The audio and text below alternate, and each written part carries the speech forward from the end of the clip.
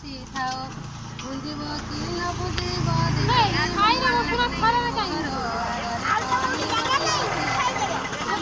ଶୁଣି ତାଙ୍କର ଦେବେ କେତଳି ଗଲେ ଚାଣ୍ଡାଳୁଣୀ ଘର ଠାରେ ଜଗିଣା ଦେଖିକି ବସରେ ଏମନ୍ତେ ସମୟ ସିଏ ଚାଣ୍ଡାଳୁଣୀ ଗଲା ଅନ୍ନ ପାଣି କିଛି କେଉଁ ଠାରେ ନ ପାଇଲା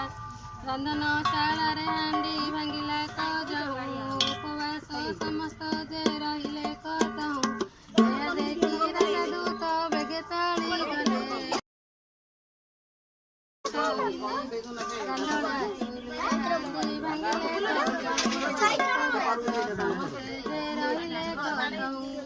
ଚାଣ୍ଡାଳୁଣୀ ଆପଣଙ୍କୁ ବହୁ ନିନ୍ଦା କରି ତାର ପୁଅ ଝିଅକୁ କହିଲା ଏହିପରି